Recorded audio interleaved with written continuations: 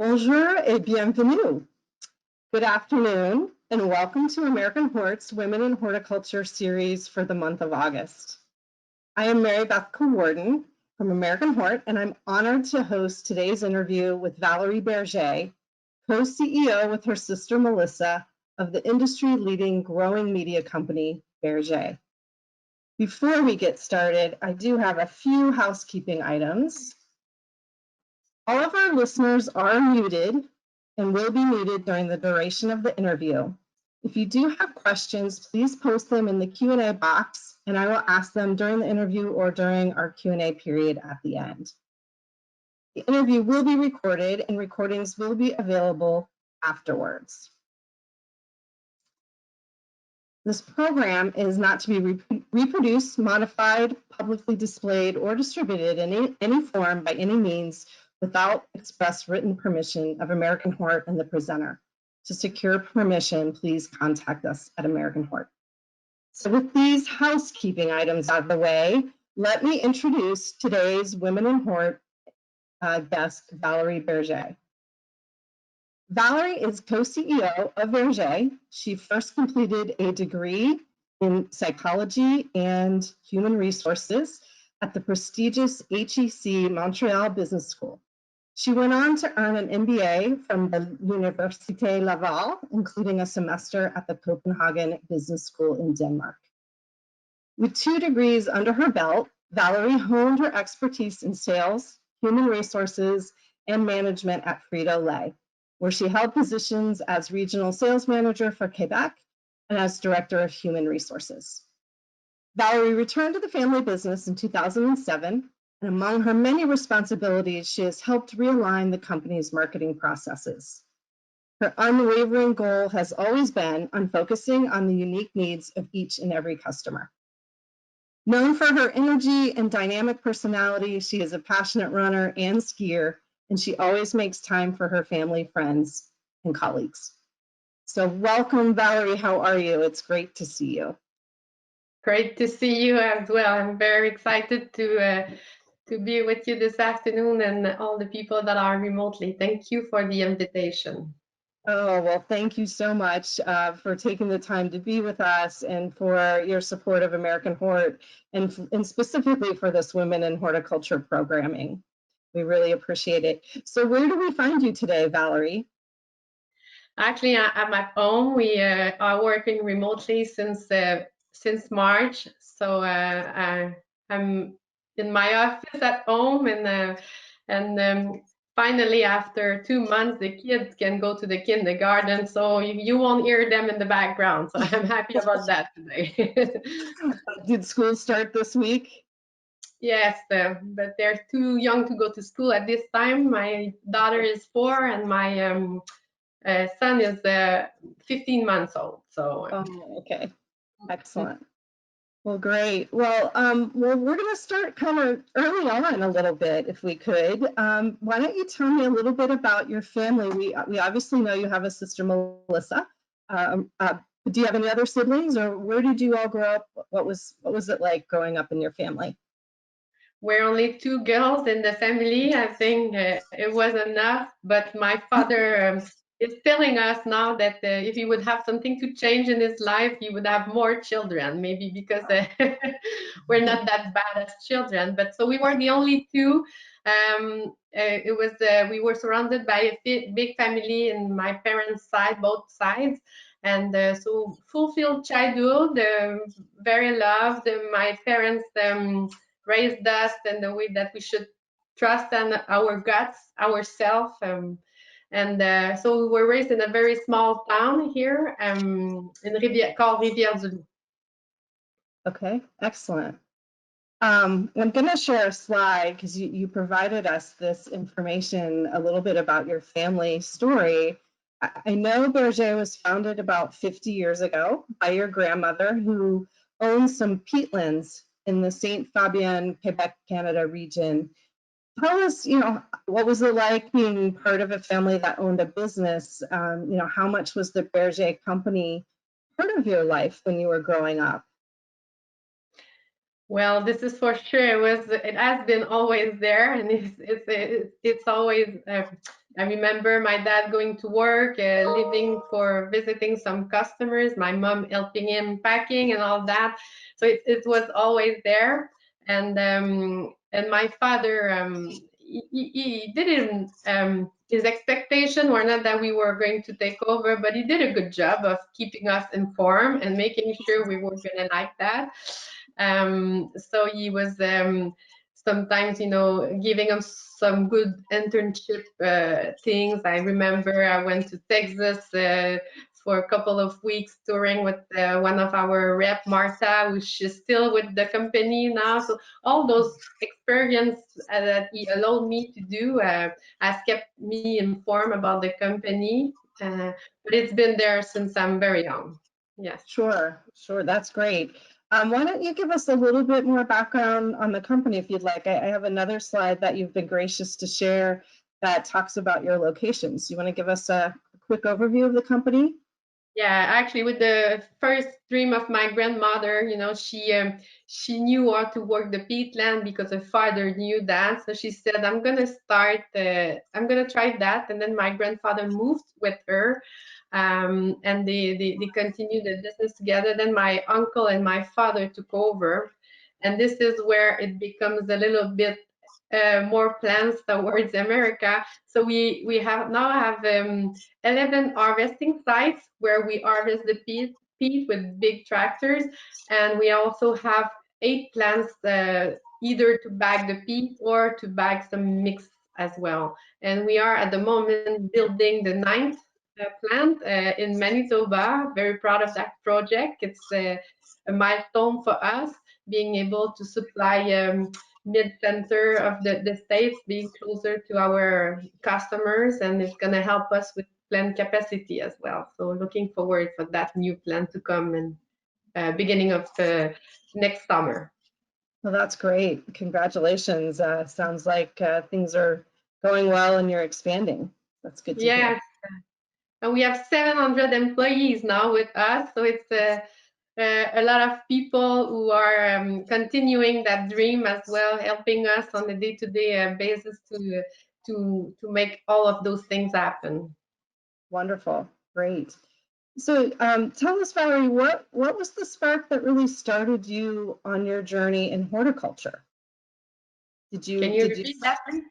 Yeah, did you set out to pursue a career in horticulture, or what really kind of set you on your journey professionally? Yes, I think at the beginning, it was not in the plan, horticulture and Berger business as well. My plan was to travel the world, to learn something else, to learn on my side, to get out of the nest, and that's what I did. I started with psychology, as you mentioned earlier. My dad used to say that it was to better understand him, but but then I switched in human resources. Then and my grandmother passed away at that point, and I then called my father and my uncle and let them know if I could help them for the summer in the human resources field. I could be available, and that's what I did in New Brunswick. And I enjoyed it so much that I called my counselor at the university and asked if it would be good for me. What was his idea if I could continue to work and come back to school later on? And he said, I think it would be a good experience for you, and you can learn, come back to school after. So I told that to my dad and my uncle, and they said okay, but they made me a promise that they will help me go back to school, because they thought that if I stop, it would be hard. And 1 year passed, and then 2 years, and then my uncle came to me and said, it's time to go back to school. And I was not looking forward for that. But then I said, okay, we had an agreement. I'll go back. And then before going back, I did some volunteer work in Bolivia for 6 months. So I learned Spanish a little bit over there. I saw something else as well, and I came back and did my master's degree. So it's a little bit of the path I had.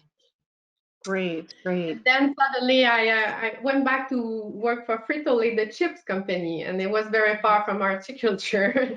But Yes.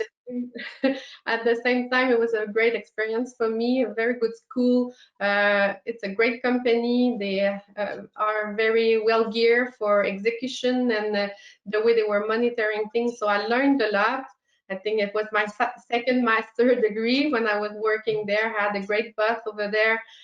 So then at one point, my father called me and said, okay, what's your plan now? I need to have a plan on my side. So what are you doing? And I thought about it. It's sitting on the board of director of the company since the beginning every quarter and having this back of my mind. I said, okay, let's give it a try.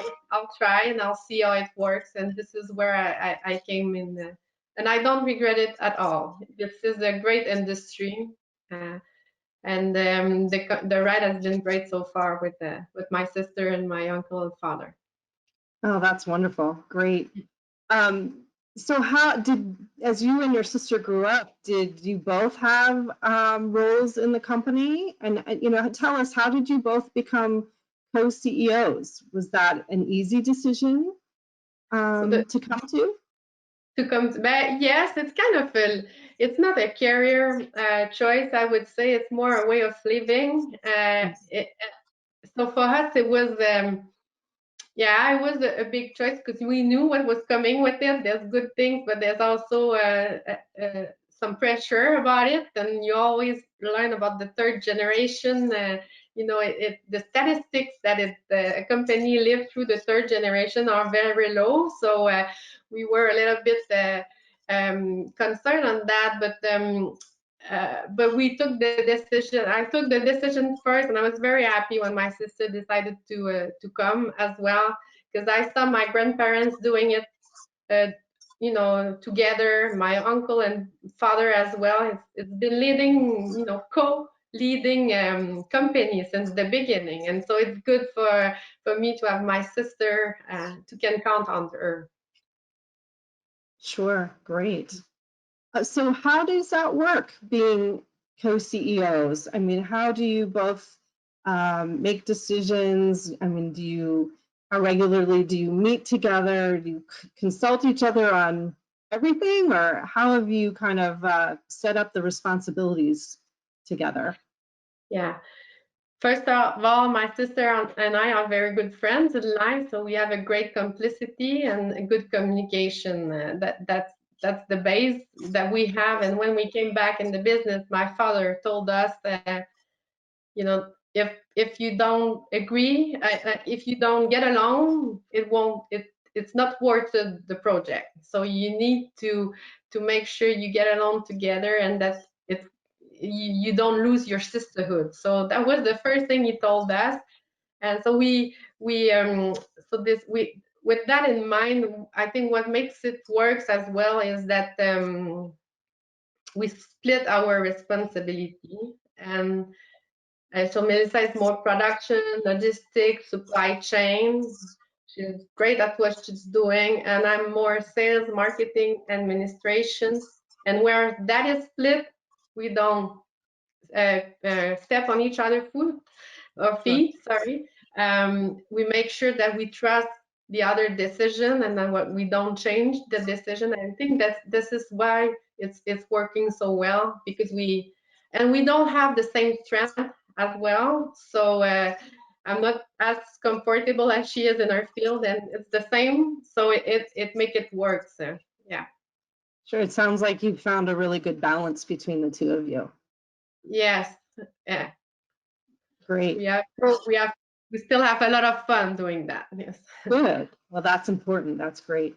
So coming into the company, you and your sister in such really important roles, but also as family members and as women, did you have any obstacles you had to overcome, maybe particularly with the rest of the employees, some who maybe you've known for many years, it sounds like?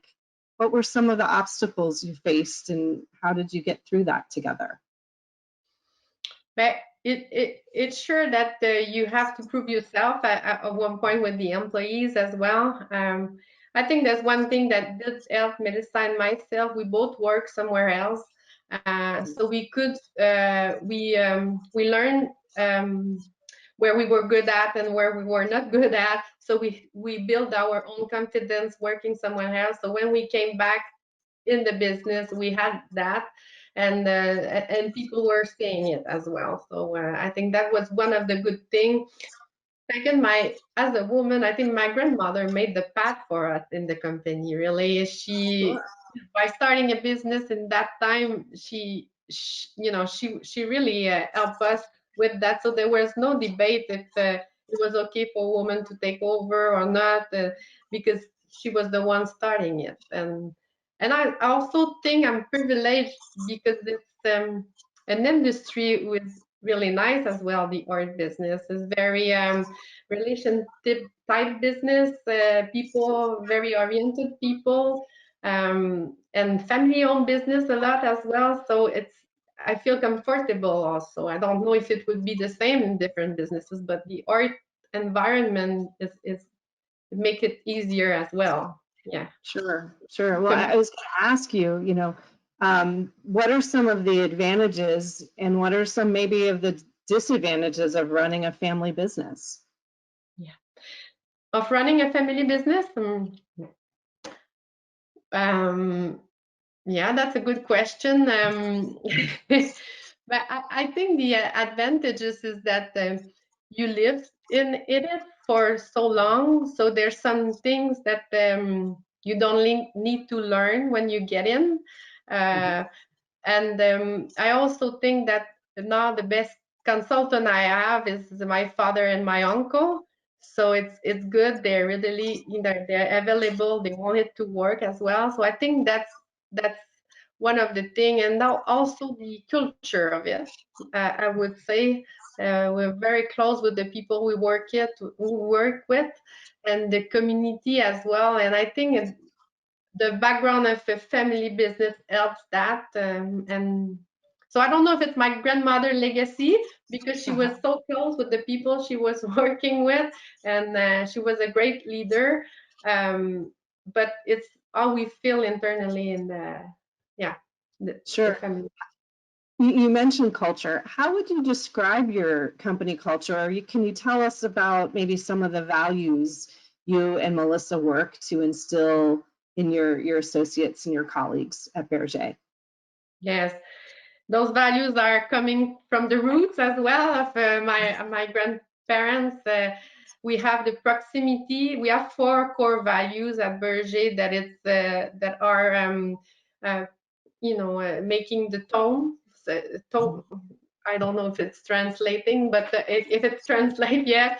But it sets the tone. Yeah, to the culture, and the proximity is one of them. Harmony is the second one, and I think those 2 values were lead by legacy of my grandmother. And when the 2 others would be my grandfather, which was he was committed to make things work, and so commitment is another one, and the performance as well. It needs it to work. My grandfather wanted things right and make it to work. So I think those are the 4 main values that we have at Berger. And if I may, the spirit of how we work is we want to respect who we are and the people we work with. I think that's the other one that's surrounding all those 4 values. Sure. Well, that sounds like some really fantastic values set a really strong foundation for your company. Given you have that long history that your grandparents really established, how much time do you and Mélissa spend? Like, how much energy is focused on maintaining that company culture? Is it hard to maintain, or is it maybe not so hard because it's based in the roots, like you said? I think that's one of the concerns Mélissa and I have.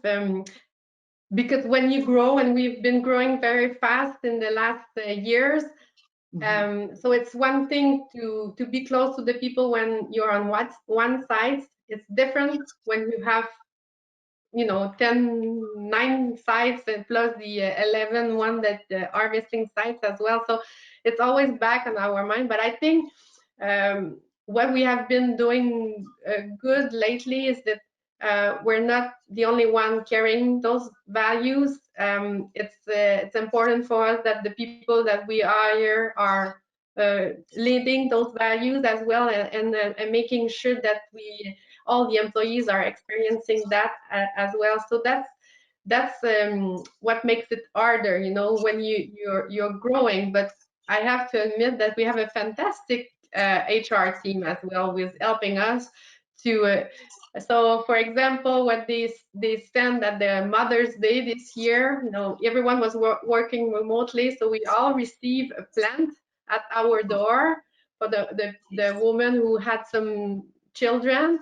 So, and we had some barbecue for the Father's Day and all that. So we're putting a lot of energy into this kind of to keep the culture and the proximity. Yeah, it's not happening by itself, for sure. Yeah, and it's certainly not easy to do these days right now with so many people working remotely. So hats off for you for recognizing that importance and doing that. It's fantastic.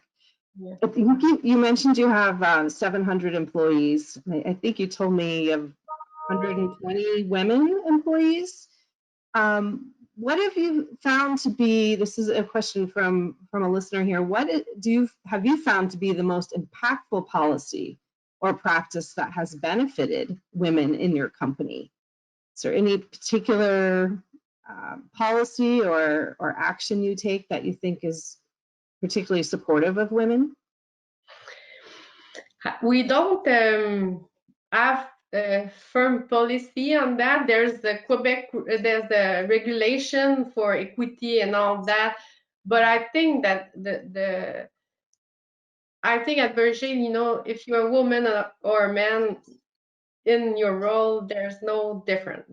I think that's the basic of it, and again, my grandmother, lead the path on that. So I don't see if we have very specific things, but it's there. It's Right. you can, if you're looking for a job promotion or all that, it doesn't. It's not different if you're a woman or a man. It's just if you can do the job, right? And Right. but I don't see any specific policies that we have for that. Great. Okay. It's just in DNA. Yeah, If I it's can part say. of your DNA, right? Treat everybody equally. Yeah. Here's a couple more questions we've received. One is asking, what attributes you feel are most important for a salesperson? And I know you have quite a bit of sales experience. And do you think these attributes are any different for men or for women, or maybe to the point you just made, are they the same? I think to be a good salesperson, you first need to be a good listener. And this could be achieved by a woman or a man. It's just trying to understand what's really the needs of the people who is in front of you, and what's their concern, and then you can find together a solution to have both parties happy. And I would say that's the first good skill. Yeah. Listening. Great. Well, I'm looking at the comments that came in, Valerie, and one of your colleagues has said, would like to add that you are very understanding to everyday mother challenges, which is truly amazing and very appreciated. So just wanted to pass that along since I just saw that pop up. But, we've talked about company culture, and certainly I can tell from the comments you've made that your grandmother was very important to you. Is there a leader that you follow or a leadership philosophy that you try to live by as you lead your company? Well, this is a good question, and I would not be that creative. Really, my grandmother is the model. She raised 7 children, running this business, and in that time she was leading a crew of men, and at that time also she needed to feed those those workers. So I think she was a fantastic leader, and so she's the one I admire the most, I would say. And also, I wish if I would be a little bit of her at the end, I would be very proud, if I can say it this way. Yes. Excellent. Yeah, right. You mentioned before that you volunteered in Bolivia. I think was it at an orphanage? Is that right? And yes. So, you clearly value giving back and volunteering. What advice or counsel would you give to someone about the importance of serving others, and how can that benefit someone's career? Well, for me, it was good eyes opening. I knew I was lucky in life, but it was confirming that big time when I was seeing those. So realizing the luck we have on a day-to-day basis was something. And at the same time, I learned a third language when I was there as well, so it was good. So now when I go in California, we have a plant over there. Some of the workers are speaking Spanish. I can have quick chat with them, not perfectly because I don't speak that frequently, but it helped me learn also another language. So I think if you volunteer, there's always something that you will be gifted as well in return. Yes. Yeah, for sure, for sure. A question here about how do you navigate complex business deals or sales opportunities? You probably don't want to give all your secrets away here, but do you have any negotiation strategies you might share to those who are listening? Well, for us, what we want to do as a company, we want to make sure we're selling a value-added product. So we have great resources in peat moss. It's a fantastic resources, but as much as we mix it with other things, we get more value out of it. So this is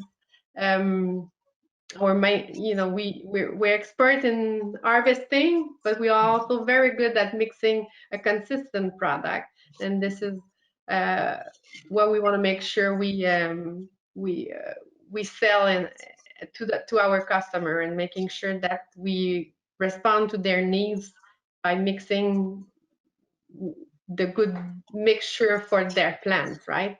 Sure, right.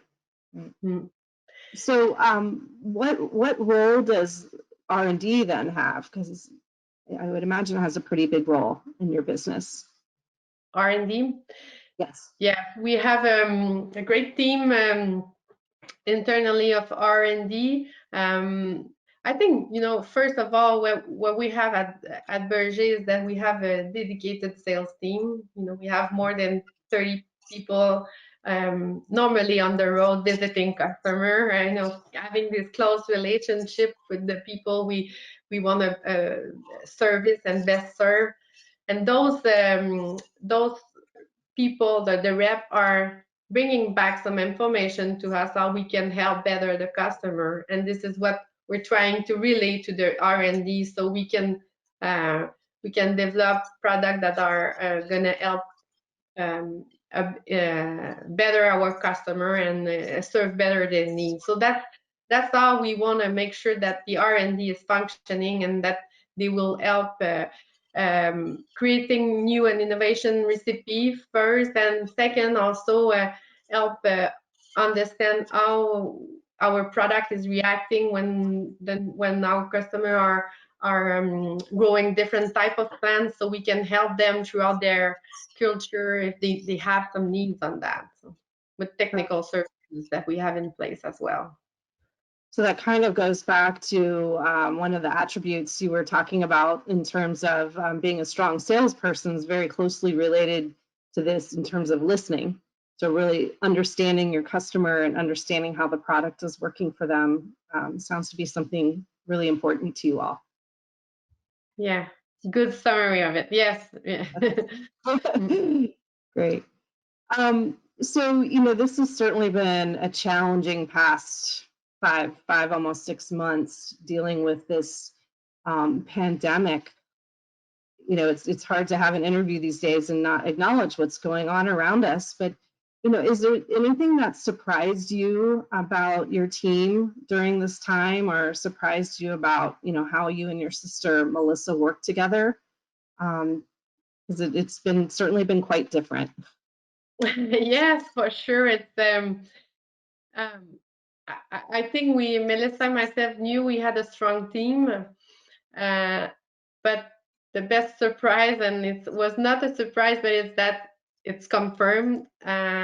We, we had to put in place to follow the sanitary measure. All we have to put in place to have people work from home, every adjustment we needed to do, and experiencing a growth at the same time, Right.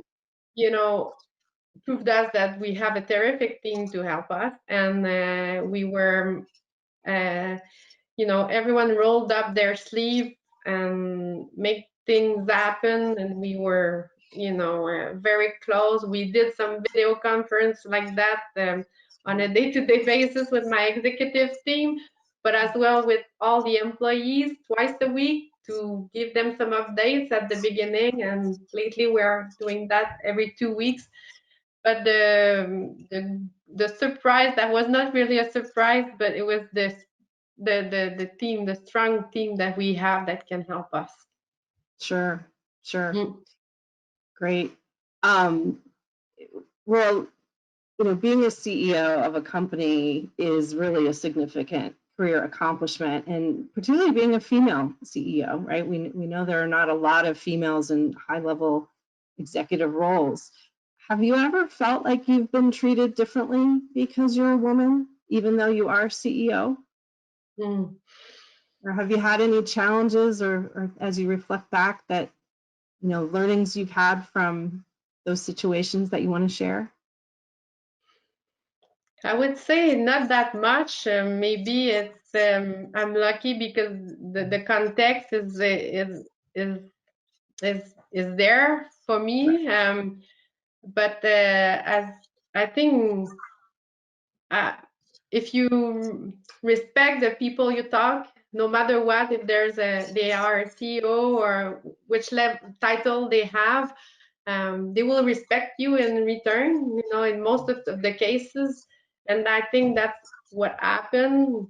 And I don't think when I'm going in a meeting that I'm a woman. I'm thinking I have a role to do, and this is the role I'm gonna do. But I don't have my glasses, woman or man. I maybe sound odd, but this is the case. So because there's a lot of meetings where I would be alone as a woman, and sometimes I have the chance to have some women with me, but it doesn't um, change my way of doing things. It's just we're there to achieve something, and we will achieve it together. Yeah, you have a job you need to do, and you work together to get it done, right? Yeah. Yeah. That's it. Yeah. Great. Well, I think there's a couple of questions here about, there's no denying the fact that women in the workforce carry also a lot of family responsibilities at home, and so it's always a juggling act of striking proper balance between your work obligations and obligations you have at home, raising your kids, all of those things. How do you and your sister strike that work-life balance? Do you have any advice to women who are juggling those challenges? What strategies or tactics are you using to make it work for yourself? Well, this is really the challenging part of it, I would say. But in my mind, it takes a village to raise children, and it's the same. So you have to do things there's nothing you can achieve alone. And this is what I would say. So as a woman, if I have an advice to give, would be build your network. And this is at work and at home. So you have to have a support team to help you and raise you at work and to raise your children. So there's a week where I'm away 100% of the time. The week after, maybe I take a little bit more time with my children. I try to balance it that way, but it's not only me that I have. I'm lucky, and my husband is giving me a good hand with the children, and my parents are helping me as well. So the support team is very important. And at work, it's the same. And maybe also being co-CEO, it's helping because, if I need to take time, Mélissa is there. And this is the same thing. And we have an executive team as well, a strong executive team who can take on some challenges, and they can rely on good directors as well. And so it's all about how you are surrounded that help you, I would say. So best advice, network. Yeah. Creating a network for sure. You mentioned your son is relatively young, right? So anything else you would say maybe to someone who's a new mom in trying to deal with this juggle, or is your answer the same? Yeah, it would be the same, but I was saying to my husband a couple of days ago, the pandemic did help me in a way because I cannot travel, so I have time with him now, and I think when they're so young, this is, the proximity, physical proximity is important. But I think it's to be gentle with yourself. There's moments you will be tired about not sleeping that well during that night, but next day you'll be fantastic. So it's just this is what I would say, because it's tiring at the beginning, and I'm 44 years old, so not getting a good night's sleep is making some points. So I would that be gentle with you and accept that you have some good days and some bad days, right? Yeah, I think that's great advice. Be gentle with yourself. You're right. Every day you kind of have to roll with it. Some days are harder than others, but so it can be very stressful. How do you deal with stress? Well, this is where I need to run and where I need to ski and where I need to have a social life that I can unplug a little bit, and but really the sport has been good. It was more challenging in the last years because with being a new mom, it was not always easy to find time, but lately I've been returning to that, and this is what has been helping me to keep the stress level a little bit down, and also to rely with to have some help also with the people. Right. Great. The other thing I think sometimes is important is the fact that asking for help. So you're talking about having a network there to help you, but being comfortable to ask for help is actually often a sign of strength. How do you look at that? Well, I think this is one of our main what we do well. I think it's it could be challenging to move from one generation to the other. Taking over the business. So since day one, we have had a coach that was doing that. So 4 times a week, we were meeting with him, with my father, uncle, sister, and myself, to allow us some time to think how we were going to do things for the transition, and allow us some time to talk about things and making sure we were resolving issues if there were, or having the time to think of how we will do things. So we always have had some help, and as a private company, we would not need to have a board of director and all that, but my dad implemented that, and I think it was the 79 meeting we had last week, but we still do that. We still have some people that are coming external to give us some advice, and so this is really important because sometimes you don't see the things, so you're too close from them, right? And so if someone bring another angle, this could be very helpful. Great, yeah. And so kind of a related question we're receiving here is what is next for Berger, and how do you plan for the future in the company? You might have just touched on it in your last response. Yeah. What is the plan for Berger is to continue the dream my grandmother started, and to continue to serve our customer the best way, and it will lead us to where they want us to be, right? It's Right. yeah. So we want to continue the growth. We want to make sure we have the infrastructure to cope with that growth and the team. So it's Great. So is there, as you think about the future, is there a specific legacy you're leaving for your company? I mean, do you think your kids will be involved in the company the same way you and your sister have been? Obviously, they're quite young. So.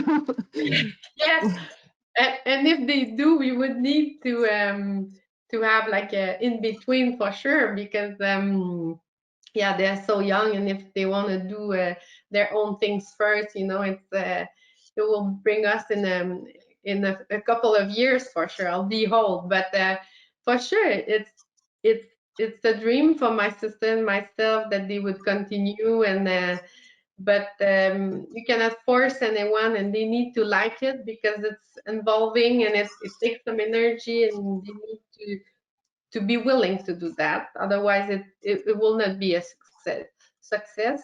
But for sure, it would be a dream for Mélissa and myself. And in the plan, that's what we want to. We're trying to manage the best way the natural resources we have, so we can have a couple of generation. And this is why we're aiming for value added product as well. But so yes, I would like that, and the legacy I would like to give to them and the companies. For sure, I would like the company to keep those 4 core values, because it has been successful and it makes it fun to work at Berger as well. So I would like that. Maybe my personal legacy would be that they celebrate every small thing, because I think that's what makes life worth it.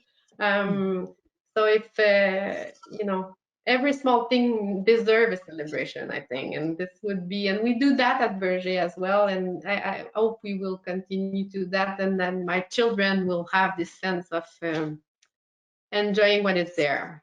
Yeah, I think that's so important. That's really great. What are some of the things you do to celebrate? I mean, you mentioned Mother's Day and Father's Day, and I'll also share that one of your associates has shared in a question that the culture at your company is just fantastic and been one of the most positive experiences of this person's career. So I think celebration is a big part of what fosters a great culture. So could you tell us a little bit more about that? That's good to hear. But I can give you an example of a celebration we're gonna do, because every year, when harvest season is kind of done, we used to have a celebration in all sites. A very simple one, a pig roast with all the employees and all that. And this year we could not do that. So the HR team came up with something. We're gonna do a drive-through pig roast party, so the people could come. But celebrating good sales, celebrating good project that we do are all example of things we do. Sure. Certainly this situation we're all in right now is causing everybody to be really creative. And I think drive-ins have become very popular. So that's a great idea. Yes. Well, Are there any other, I guess one other question I had is, you know, you worked for the company and then you went back to school and then you went and worked at another company, Frito-Lay, and I know Mélissa, I believe, worked at L'Oreal. What were some of those lessons at those other companies that you feel prepared you or has helped you come back to your family company and be successful? I mean, how important was that? Because there's a lot of family companies in our industry, and so do you want to talk about the importance of getting experiences from other places, other opportunities? Yes, we are part of a group of entrepreneurs. My father was, and my sister is, and I am. It's Mhm. small group of uh, co co-learning. Can you say that like that? We're sharing and we're learning, and that big group of entrepreneurs had made a path of to kind of steps for people to follow to take over a business. And one of their step or milestone they're suggesting is to work somewhere else, right? And then in the cases where people do, it helps the chances of success. Sorry. Yeah. In our case, I think it did help a lot. For me, it was giving me the confirmation of how you work, how you passionate about work and about what you do. So I was working like it was my own company when I was working at Frito-Lay, very involved, very. So this is I learned about myself, and I learned also about the, you know, I had some promotion over that small time, but it showed me that you know, I was I, I deserved those promotions, so it helped me to build my confidence. And when I came back to the business, I think that's the main lesson learned about that. And also it was very good. Mélissa was working for L'Oreal, and so very structured company where you can learn as well and implement some stuff after in your home company. Yeah, some excellent training grounds for sure. Mm. And that's great. Thanks for sharing that. I have a question here. You mentioned how important it is to strike that work-life balance by creating a network. How do you have some advice on how people create networks, or you know, how do you build that up? Any thoughts on that you could share? Yeah, but this is the thing that it's not always easy to do because it needs some time. You need to invest time and energy. So if you want to build a nice network, you need to give in order to to receive, I would say. But it should not be on the bottom of the list. I think, you know, we and as women, maybe that's a challenging part for us to do that. Uh, but take the phone, speak with your colleagues, or you know, external people from your industry, or it will give you. But it needs to be something that you have on your list to do. Right, I, right. Have you ever had, do you have any mentors? I mean, are those relationships relationships that were kind of put together formally, like maybe in your days of Frito-Lay, or more informally, just relationships you've built between people over time? Yes, I would start to say that my two first good mentors were my father and my uncle. They still are. They're the best consultant we have, Mélissa and myself. But we also had someone in that worked with us in human resources through the transition. She did retire back in February, but she did help Mélissa and myself. Mentoring informally, I would say, and she helped us went through that transition, and so those people who are there in your life bring something. She was there, and the coach I was talking about for the transition is kind of a mentor as well. But I would say that also that all my executive team, they bring something to me on a day-to-day basis, because they're very good at their specific field, where I need to be a generalist, right? If I cannot be good at all that. So they're mentoring me and Mélissa as well in their own field of expertise, so we can take better decisions. So I kind of Yeah, that's really important. You're right. It's so important. It's a two-way street. Both parties give and both parties receive. So excellent. Well, the time always goes so fast, and we are getting closer to wrapping up. So if anyone's listening and has some additional questions, please feel free to put them in the question box. And while we wait to see if there are some more questions, Valérie, is there anything else you would like to share with folks listening today? Any final advice or wisdom to women who want to succeed in the horticulture industry or in business today? I think you have to enjoy what you're doing and Yeah. if it's the case, you will be involved and you will make it. You will have the chances to make things right. I think that's the thing, and I think we should be thankful for the industry we're in. It's a good industry, and I think we saw it in the pandemic situation. We helped each other, we reinvent ourselves.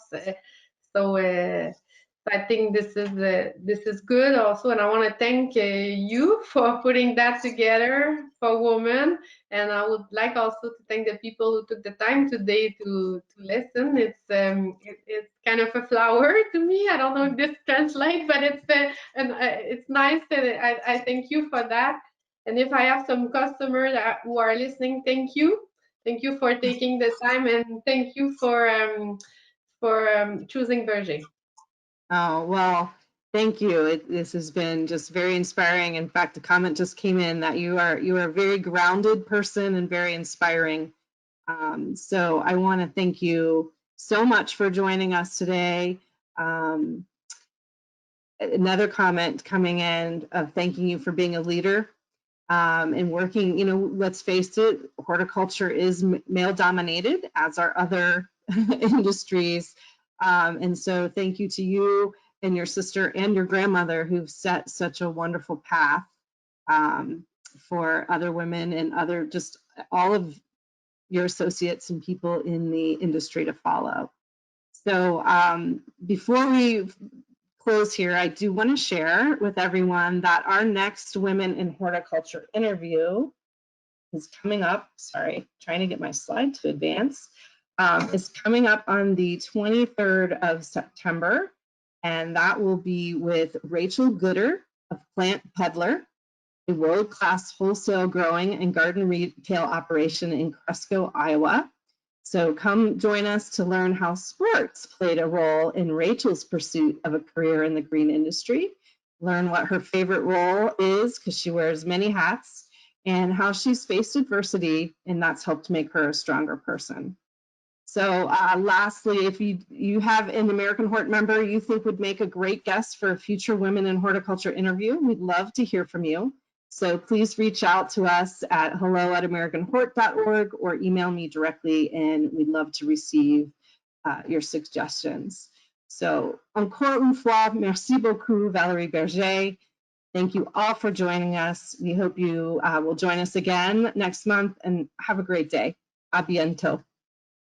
Merci. Thank you. Thank you. Bye-bye.